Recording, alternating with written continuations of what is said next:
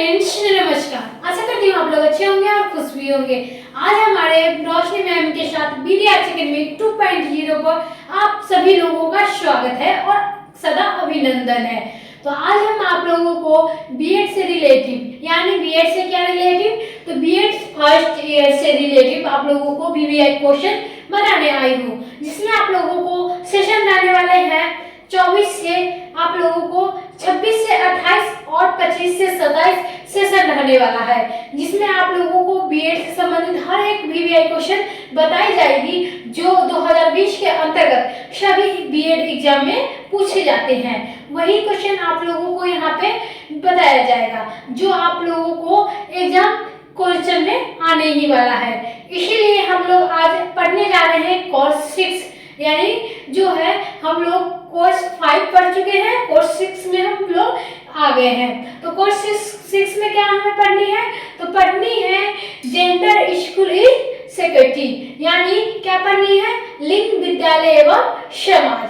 तो हम लोग चलेंगे बीएड फर्स्ट ईयर, यानी जो कर रहे हैं बिहार यूनिवर्सिटी से और उत्तर प्रदेश से, वो सारे बच्चों के लिए हम यहाँ पे तैयारी कर रहे हैं, बस फ्री और मुफ्त में। आप लोगों को यहाँ पे कोई भी फीस नहीं देनी पड़ रही है, कोई भी पेमेंट नहीं करना पड़ रहा है। आप लोग चाहेंगे तो फ्री में आप लोगों को पीडीएफ में मिलेगा।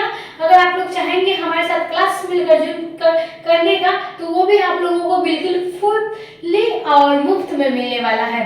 तो चलिए, आज के आप लोगों ने हमारे क्लास को ज्वाइन नहीं किया तो जल्दी जाइए, क्लास को लाइक कर दीजिएगा, सब्सक्राइब कर लीजिएगा और क्लास को ज्वाइन लास्ट तक करते रहिएगा। आप लोगों को आज क्लास 3 पढ़ाया जाएगा, यानी आप लोगों का जो है लिंग समाज और विद्यालय में जो है आप लोगों का आज तीसरा क्लास है।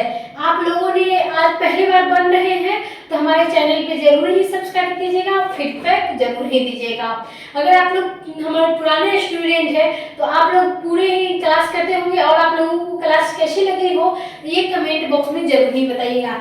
चलिए हम लोग चलते हैं क्वेश्चन नंबर 1 पे, जिसके आप लोगों का क्या है, तो सबसे पहले आप लोगों को क्वेश्चन बताई जाएगी जो बहुत ही वीवीआई इम्पोर्टेंट होती है, यानी वेरी वेरी इम्पोर्टेंट। यानी क्वेश्चन नंबर आप लोगों का 1 आ जाएगा, यानी यूनिट यहाँ पे 1 है। आप लोगों को क्या हो जाएगा, जो भी क्वेश्चन 2020 से लगातार पूछ रहे हैं वही आप लोगों का क्वेश्चन आ रहा है 2027 में, 2025 में। ये सारी जो है आप लोगों को वीवीआई क्वेश्चन बताई जा रही है। तो चलिए हम लोग क्या आज पढ़ेंगे, आज का क्वेश्चन क्या आप लोगों के सामने प्रस्तुत की जा रही है, तो जेंडर रूढ़िवादित से आप क्या समझते हैं, यानी जो है जेंडर रूढ़िवादित से आप क्या समझते हैं, जेंडर की रूढ़िवादित तक को कम करने के नारीवाद की भूमिका पर चर्चा करें।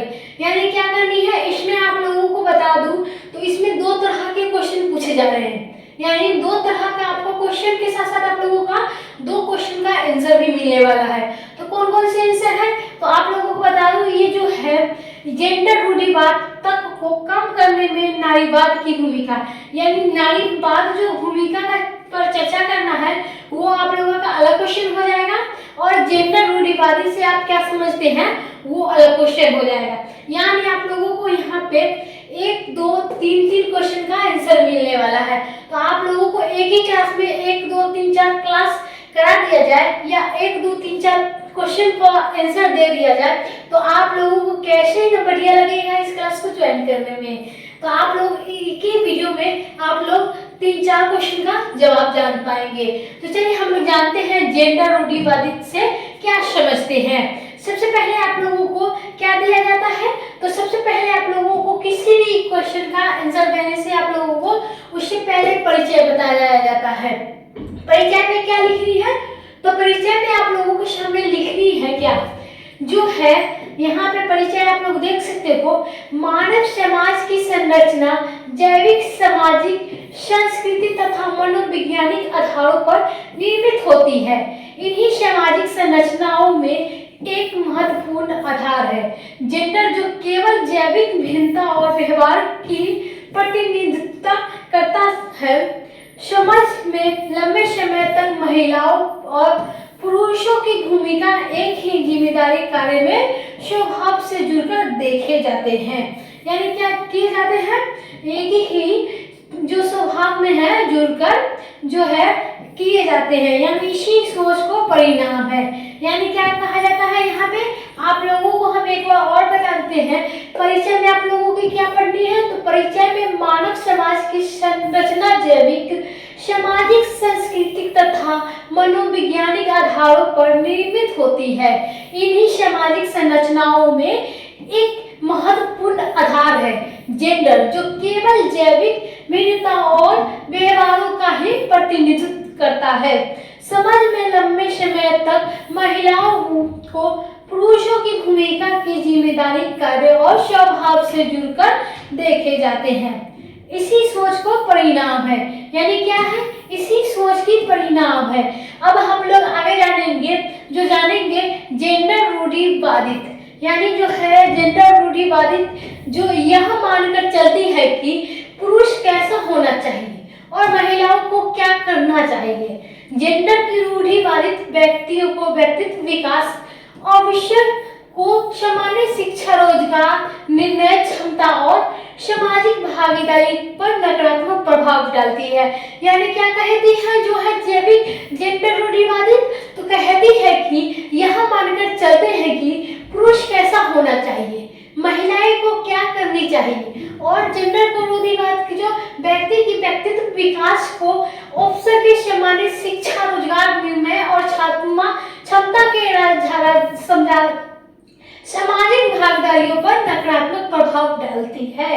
इन्हें रूढ़ियों, यानी यहाँ पे आप लोगों को बता दिया जाए तो आप लोगों के यहाँ पे रूढ़ियों को चुनौती देने और महिलाओं को समान अधिकार दिलाने पर नारीवाद का ऐतिहासिक रूप से महत्वपूर्ण योगदान है। यानी आप लोगों को बता दिया जाए कि नारीवाद में आप लोगों को इसमें बताया गया है नारीवाद की भूमिकाओं पर चर्चा करें। यानी आप लोगों को बता दूं इसमें भी जो है ऐतिहासिक रूप से जो है महत्वपूर्ण योगदान दिया गया है किसमें, तो जैविक रूढ़िवाद में। यानी आप लोगों को यहाँ पे दो या तीन क्वेश्चन का आप लोगों का परिचय मिला है, तो आप लोग बढ़िया तरीके से नोट कर लीजिएगा और क्लास को लास्ट तक ज्वाइन करते रहिएगा। यहाँ पे अब हम लोग जानेंगे परिभाषा।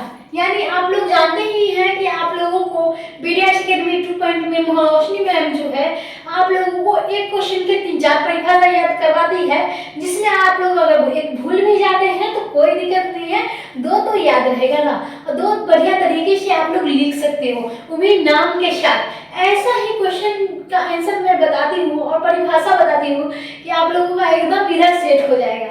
तो आप लोग दिक्कत ना करिएगा, बढ़िया तरीके से देखते रहिएगा। अगर आप लोगों को कुछ भी दिक्कत होती है तो हमारे चैनल पे कमेंट कीजिएगा, आप लोगों को वहाँ पे समझाई दी जाएगी।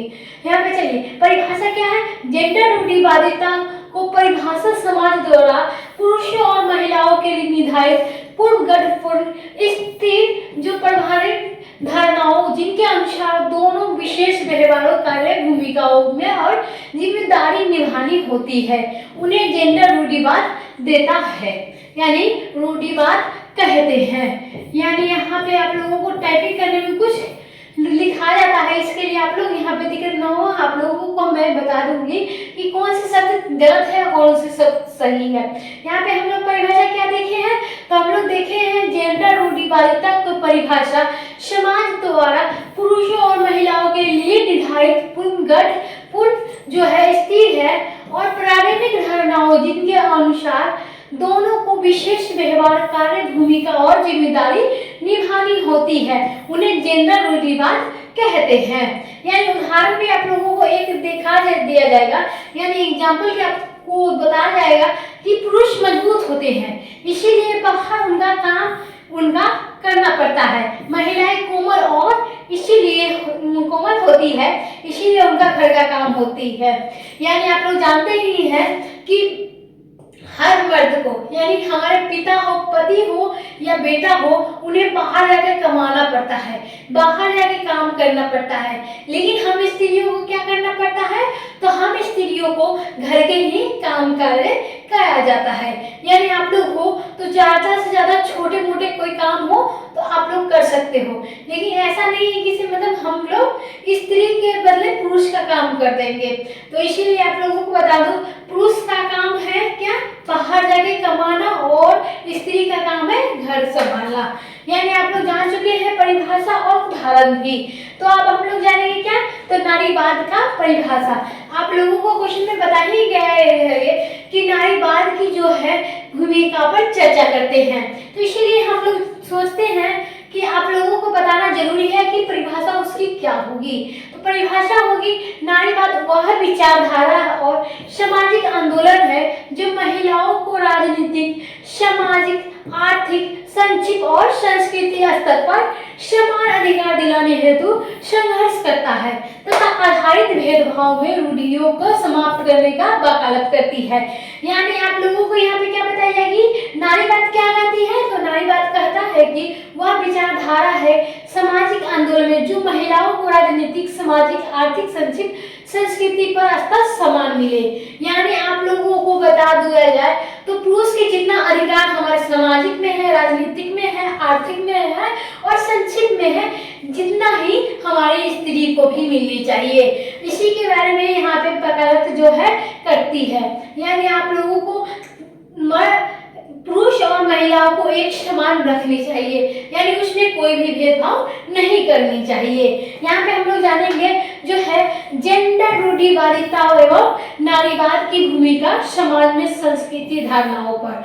यानी हम लोग यहाँ पे क्या जानेंगे, जेंडर रूढ़िवाद और नारीवाद की भूमिका को समाज में क्या सांस्कृतिक धारणा है उसके बारे में। यानी हमारे समाज में क्या नारीवाद और रूढ़िवाद है, उसके समाज में क्या भूमिका है सांस्कृतिक परंपराओं में, ये हम लोग जानेंगे।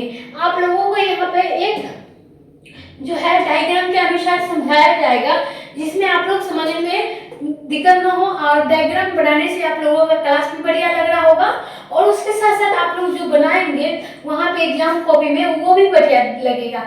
आप लोगों ने अभी तक क्लास को ज्वाइन नहीं किया है तो जल्दी जाइए क्लास को ज्वाइन कर लीजिएगा, और हमारे चैनल में फीडबैक जरूर ही दीजिएगा। तो आप लोगों को बता दूं कि आप लोगों की कैसी लगती है रोशनी मैम की जो क्लासेस, ये जरूरी कमेंट बॉक्स में बताइएगा। और आप लोगों को मैं बढ़िया तरीके से बीएड की हर एक अपडेट देना चाहती हूँ, जिससे आप लोग हमारे टेलीग्राम पे जुड़ सकते हो और उसे फॉलो भी कर सकते हो। तो चलिए हम लोग जानते हैं जेंडर आधारित अपेक्षा, यानी जेंडर से संबंधित जो है अपेक्षा है, ये डायग्राम आप लोगों के सामने प्रस्तुत की जा रही है, जिससे आप लोग समझ सकते हैं। यानी आप लोगों को इससे कॉपी भी कवर होगा और इससे बढ़िया नंबर भी आएगा, और इसमें कॉपी भी बढ़िया दिखने में लगेगा।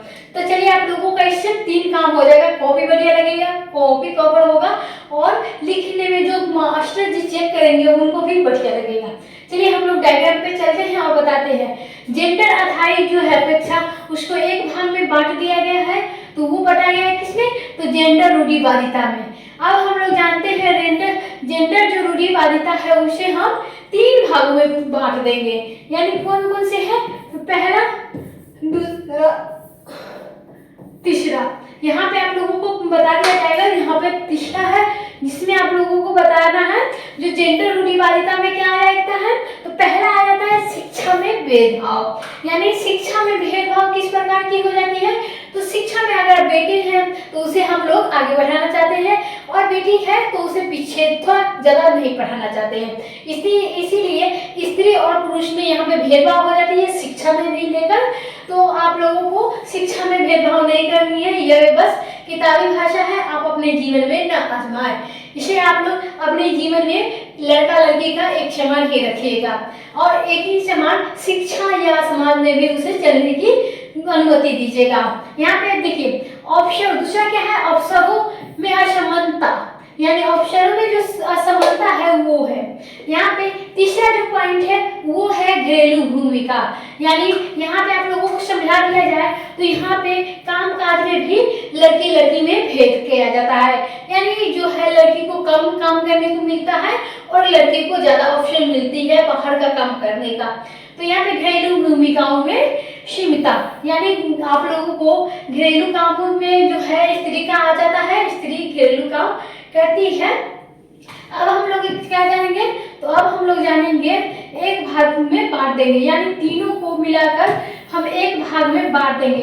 वो कौन से हैं, तो असमान समाज व्यवस्था, यानी आप लोगों को जो शिक्षा भेदभाव, अवसरों की असमानता, घरेलू की भूमिका को हम लोग तीनों को मिलाकर एक भाग में बांट देंगे, तो वो क्या बन जाएगा, तो बन जाएगा असमान जो है वो समाज बन जाएगा, यानी असमानता समाज व्यवस्था। तो आप लोग यहाँ पे नोट कर लीजिएगा बढ़िया तरीके से, और डायग्राम भी बढ़िया तरीके से बना लीजिएगा ताकि आप लोगों को अच्छी लगे देखने में। आप लोगों को इसमें इतना ही नहीं है, आप लोगों को यहाँ पे अभी जाने हैं जेंडर रूढ़िवादिता। अब आप लोग जानेंगे क्या, नारीवाद, यानी आप लोगों को दो दो यहाँ पे डायग्राम मिल जाएगा जिसमें आप लोगों को रूढ़िवादिता के बारे में यानी बता दिया जाएगा, और दूसरा जो डायग्राम है वो नारीवाद के बारे में बता दिया जाएगा। तो यहाँ पे नारीवाद जो है आप लोगों को यहाँ पे समझा दिया जाए कि बढ़िया तरीके से आप लोग एक क्वेश्चन का आंसर भी देख सकते हैं। अगर क्वेश्चन अलग अलग पूछे तो कोई दिक्कत नहीं है, आप अलग अलग आंसर दे दीजिएगा। तो चलिए हम लोग चलते हैं डायग्राम पे। तो डायग्राम क्या है, तो डायग्राम है यहाँ पे नारीवाद का हस्तक्षेप, यानी नारीवाद को एक भाग आप लोगों को यहाँ पे 4 भागों में बांट दिया गया है। यहाँ पे आप लोगों को दिक्कत हो रही है थोड़ा, तो आप लोगों को दिक्कत नहीं होगा, आप लोगों को यहाँ पे मैं समझा देती हूँ, यहाँ पे कोई दिक्कत नहीं हो जाएगा। यहाँ पे ये तीसरा पॉइंट आ जाता है, यहाँ पे नारीवाद को हस्तक्षेप को 3 भाग में बांट दिया गया है, यानी यहाँ पे ऑब्जेक्टिव आ जाएगा। तो कितने भागों में बांट दिया गया है नारीवाद को, तो नारीवाद का हस्तक्षेप को 3 भागों में बांटा गया है। तो कौन कौन से, तो पहला है जागरूकता अभियान, दूसरा है सामान्य शिक्षा का अधिकार, और तीसरा है कानूनी सामाजिक। यानी क्या है, कौन कौन से है, तो जागरूकता अभियान, सामान्य शिक्षा का अधिकार और कानूनी सामाजिक, यानी जो है इनके 3 नारीवाद के 3 भाग है, उसमें आप लोगों को ये तीनों को मिलाकर फिर से एक भाग बन गया। यानी कौन से भाग बने, तो रूढ़िवादित की कमी, यानी रूढ़िवादिता की कमी। अब हम रूढ़िवादिता की कमी को आप लोगों के सामने एक भागों में बांट देंगे। सामान्य अधिकार समाज की स्थापना, यानी सामान्य अधिकार समाज की स्थापना क्या कहते हैं, तो समाज की स्थापना सामान्य अधिकार पर की गई है। यानी आप लोगों को बढ़िया लगा होगा डायग्राम, तो आप लोग हमारे चैनल को फीडबैक जरूर ही दीजिएगा और हमारे चैनल को सब्सक्राइब जरूर ही कीजिएगा।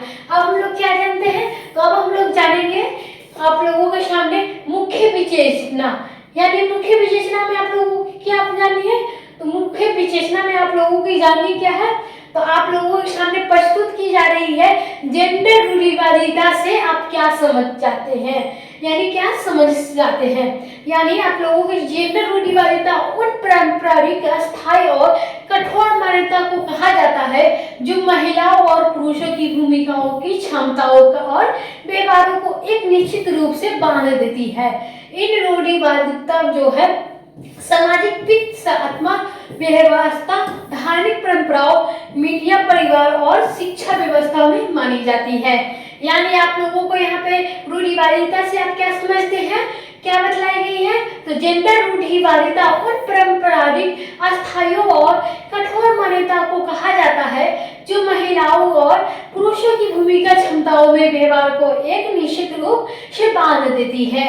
इन रूढ़ियों को आधार पर सामाजिक सत्तात्मक व्यवस्था और धार्मिक परंपराओं, मीडिया, परिवार और शिक्षा की व्यवस्था मानी जाती है। आप लोग समझ चुके होंगे कि मुख्य विशेषणा ए में जेंडर रूढ़िवादिता से आप क्या समझते हैं।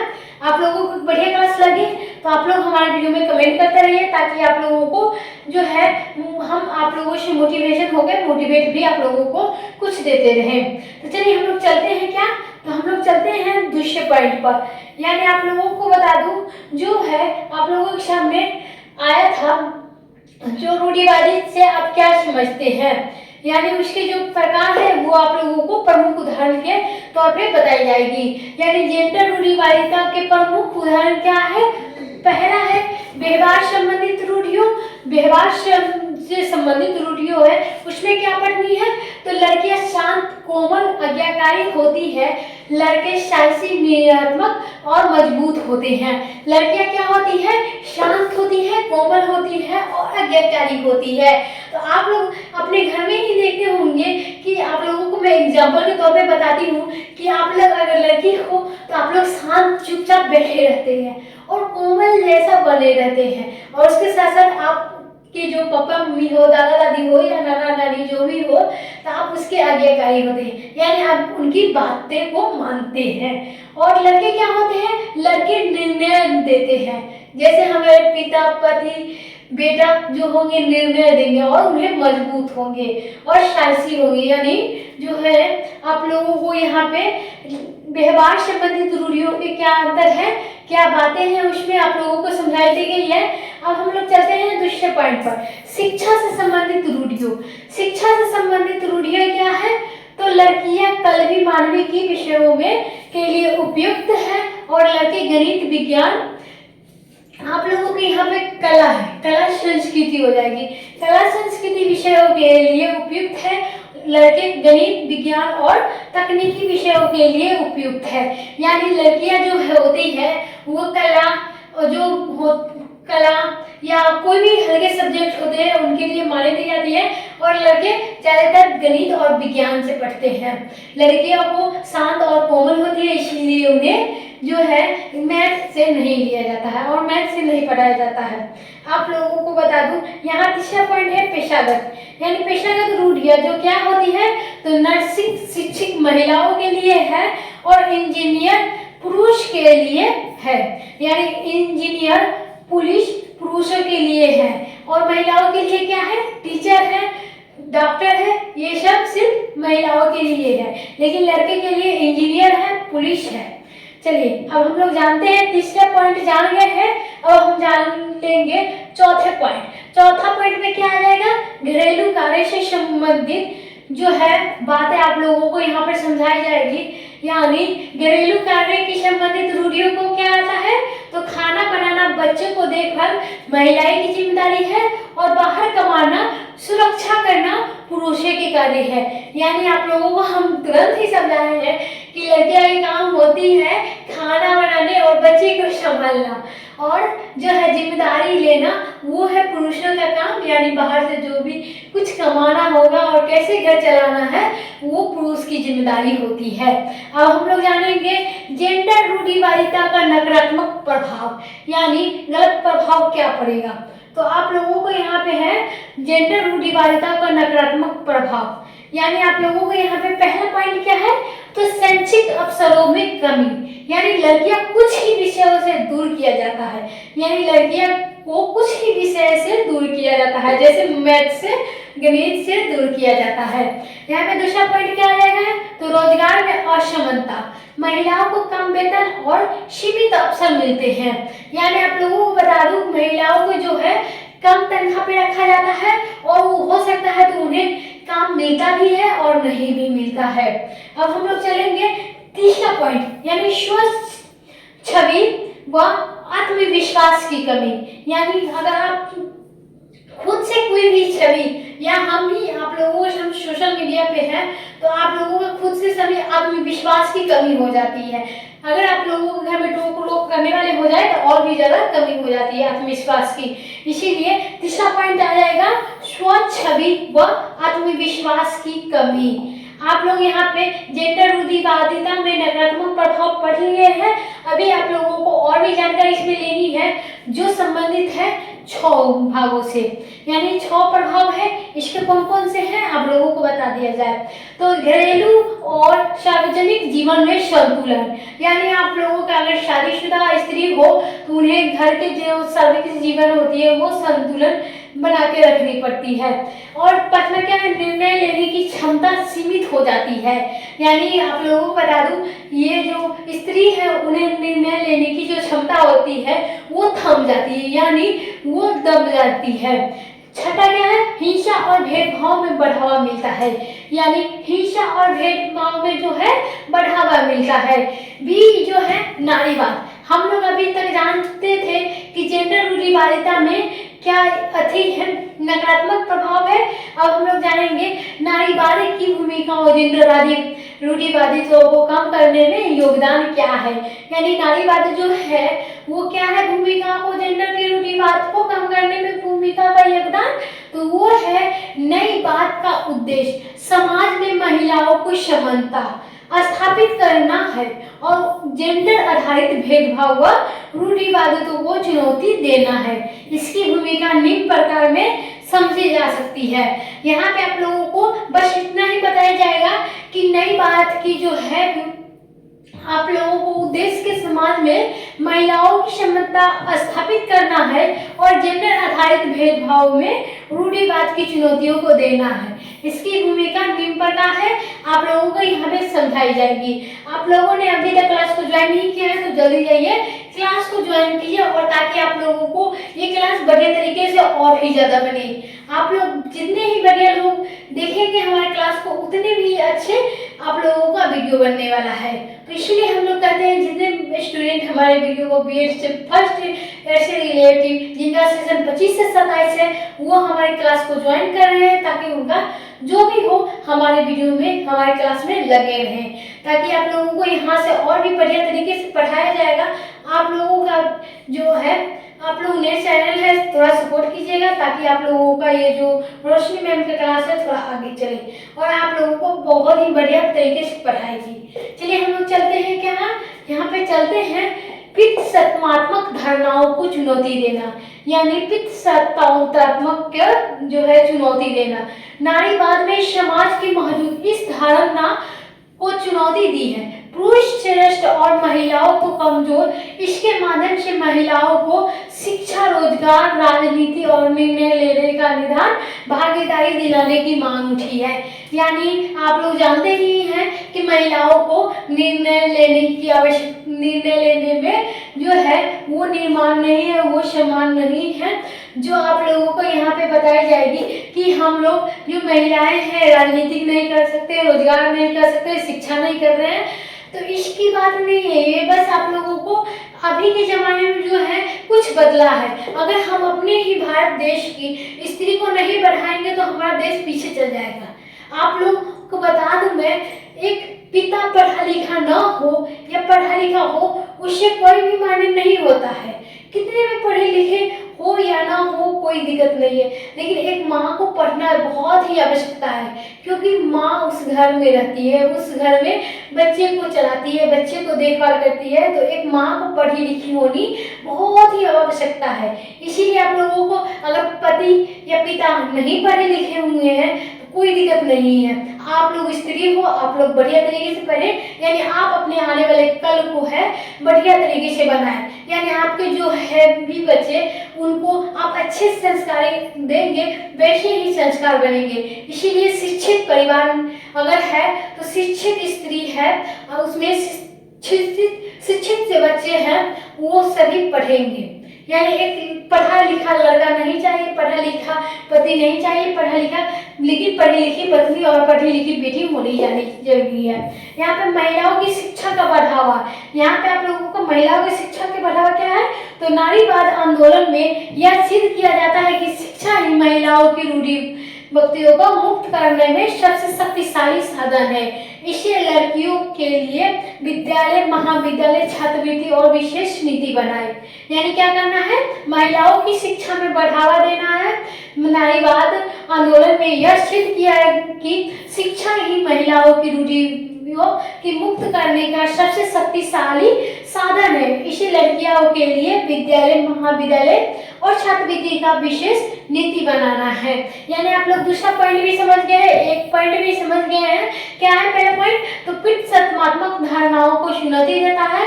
दूसरा है महिलाओं की शिक्षा का बढ़ावा देता है। यानी आप लोगों के सामने यहाँ पे तीसरा पॉइंट और आ गया।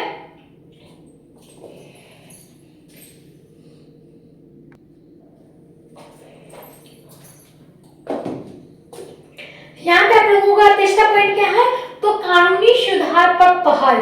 तो कानूनी जो है सुधार पर क्या पहल है, तो नारी के कारण कई महत्वपूर्ण कानून बने। कौन कौन से कानून बने, सिर्फ नारी के लिए यानी स्त्री के लिए जो कौन कौन से जो है कानून बने, तो पहला आप लोगों को आ जाता है दहेज प्रथा जो है, दहेज निषेध अधिनियम चलाया गया।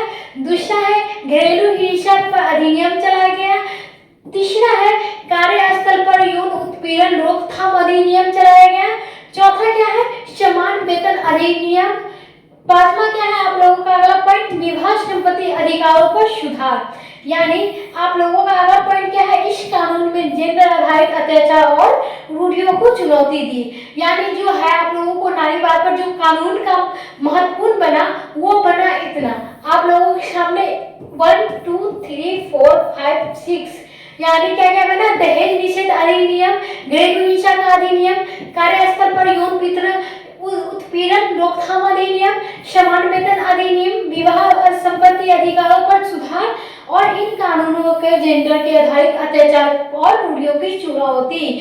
आप लोग जान चुके हैं कि हमारे नारी के कारण कौन कौन सी महत्वपूर्ण जो कानून बने हैं, ये समझ गए हैं कानूनी सुधार की पहल में। अब हम लोग जानेंगे क्या, अब हम लोग जानेंगे चौथा पॉइंट, यानी मीडिया और साहित्य।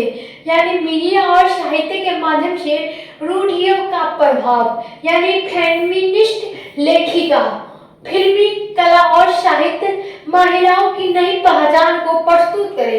एक साहसी, आत्मनिर्भर और निर्णय लेने वाली स्त्रियों जिसमें परंपराओं का अधिक छवि का तोड़ दिया है। यानी आप लोग जानते ही हैं कि आज के जो है कला, संस्कृति और जो साहित्य है, फिल्म है या लेखिका है, बहुत ही ज्यादा लड़कियां बन रही हैं और बहुत ही अच्छा प्रदर्शन भी कर रही है, जिससे आप लोगों को यहाँ पे जो है निर्णय लेने से वाली स्त्री जिसने परंपराओं की अधिक छवि तोड़ दिया है। यानी जो है आप लोगों को ये सारे जो है कला, फिल्म, साहित्य और लेखिका और फेमिनिस्ट जो है उसमें स्त्री जो है अपना छवि बना रही है।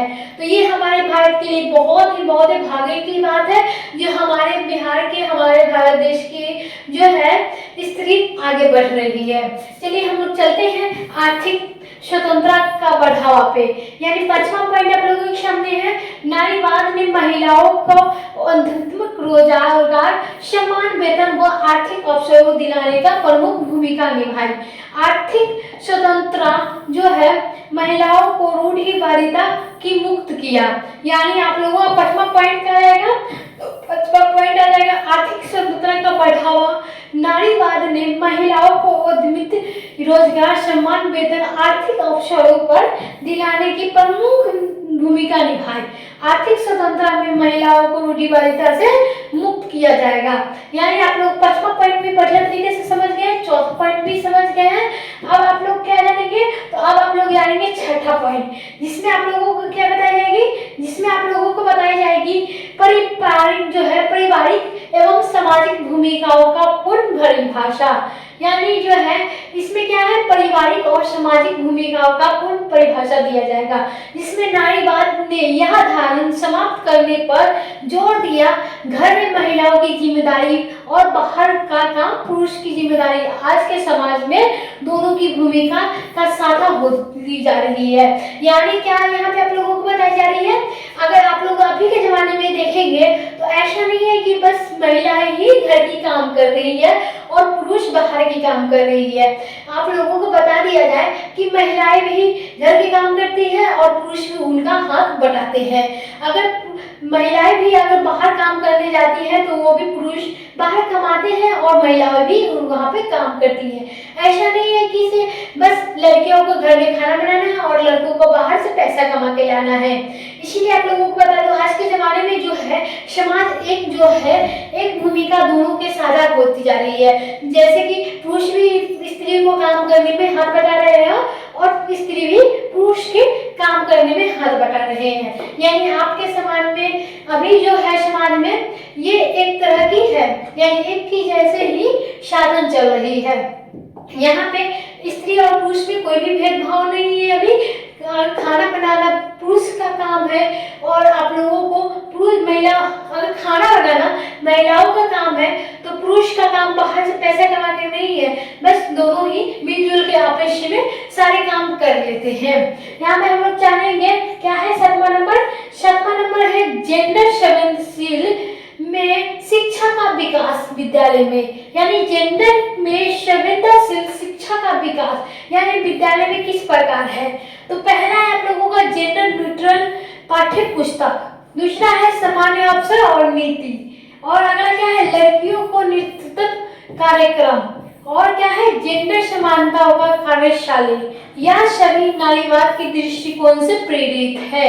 यानी क्या है, तो ये है नारीवादी जो दृष्टिकोण से प्रेरित है। या क्या है, 7वां पॉइंट आप लोगों ने क्या पढ़ा, तो जेंडर में संवेदनशीलता, शिक्षा का विकास, यानी विद्यालय में जेंडर न्यूट्रल पाठ्य पुस्तक, सामान्य अवसर की नीति, लड़कियों के नेतृत्व कार्यक्रम, जेंडर समानता कार्यशाला, और यह सभी नारीवाद की दृष्टि से प्रेरित है। आप लोग बढ़िया तरीके से समझ गए हैं कि शिक्षा का विकास जो है विद्यालय में किस प्रकार से होता है, वो भी जेंडर के संवेदनशीलता से। अब अगला पॉइंट क्या है आप लोगों के सामने, तो अगला पॉइंट है 8 नंबर जो आप लोगों के सामने प्रस्तुत की जा रही है, वो है क्या, तो जेंडर समानता पर जागरूकता अभियान। यानी जो है 8वां पॉइंट जो है क्या है, जेंडर समानताओं पर जागरूकता का अभियान। यानी NGOs, महिलाओं संगठन, सामाजिक संस्थाओं लगातार लोगों को जागरूक कर रही है। क्या कर रही है, तो लोगों को जागरूक कर रही है, किसमें, तो महिलाओं संगठित और सामाजिक संस्थाओं को लगातार लोगों को जागरूक कर रही है कि रूढ़िवाद में त्याग करो, शिक्षक को समानता दो, घरेलू कार्यों में साझा करो। क्या कर रही है, तो घरेलू कामों में जो है साझा करो, यानी मिलजुल के करो, महिलाओं को नेतृत्व भूमिका दो। यानी क्या मांग रही है, किससे जागरूकता हो रही है, कि रूढ़िवादियों को त्याग दो, शिक्षक में समानता दो, घरेलू कार्यों में साझा करो और महिलाओं को नेतृत्व भूमिका दो। यानी आप लोगों को 8वां पॉइंट भी यहाँ पे बढ़िया तरीके से समझ गए हो कि आप लोगों को बीएड से रिलेटिव हर क्वेश्चन आप लोगों को VVI यहाँ पे मिल रही है, तो जिसमें आप लोगों को फ्री और मुफ्त मिल रही है। तो आप लोग बढ़िया तरीके से हमारे क्लास को ज्वाइन करते रहिएगा और बढ़िया तरीके से हमारे वीडियो को लास्ट में जाकर फीडबैक दीजिएगा। चलिए हम लोग आप लोगों को अंतिम और लास्ट बताते हैं क्या है, तो अंतिम और लास्ट क्या मुख्य बातें हैं, तो वो है आज भी समाज में जेंडर समानताओं की दिशा में आगे बढ़ाने के लिए क्या किया जाता है, तो जेंडर संवेदनशीलता को शिक्षा दी जाती है, कानूनी जागरूकता है, तीसरा लैंगिक समान अवसर है, परिवार व समाज की सोच है में परिवर्तन की आवश्यकता है। क्या है, परिवार व समाज की सोच में परिवर्तन की आवश्यकता है। नारीवाद के निरंतर प्रयासों ने यह संदेश स्पष्ट किया है कि जेंडर समानता केवल महिलाओं के मुद्दा नहीं बल्कि संपूर्ण प्रकृति का भी कुंजी है। यानी हमारे घर ही, हमारे बिहार की ही जरूरी नहीं है कि महिलाओं को केवल जो है मुद्दे पर बात की रही है, हमारे पूरे भारत की बात है। हमारे भारत में ही महिला आगे बढ़ेगी तो उसके पीछे पीछे सारी महिलाएं जो है आगे बढ़ेगी और हमारा देश भी भविष्य बदलेगी। तो चलिए आज के बस इतना ही। अगले क्वेश्चन में आप लोगों को फिर से यही इंटरेस्टिंग बातें लेके आएगी जिससे आप लोगों को मजा भी आएगा और बढ़िया तरीके से पढ़ने में भी आएगा। इसीलिए आज के भी क्वेश्चन आप लोगों को कैसा लगा हमारे कमेंट बॉक्स में जरूर बताइएगा। तब तक के लिए धन्यवाद और अगले वीडियो में आप लोगों को फिर से पीएड से रिलेटेड कुछ नया लेकर जरूर ही आऊंगी। तब तक के लिए हमारे चैनल को आप लोग कमेंट करते रहिए, सब्सक्राइब करते रहिए। तब तक के लिए बाय बाय, टाटा।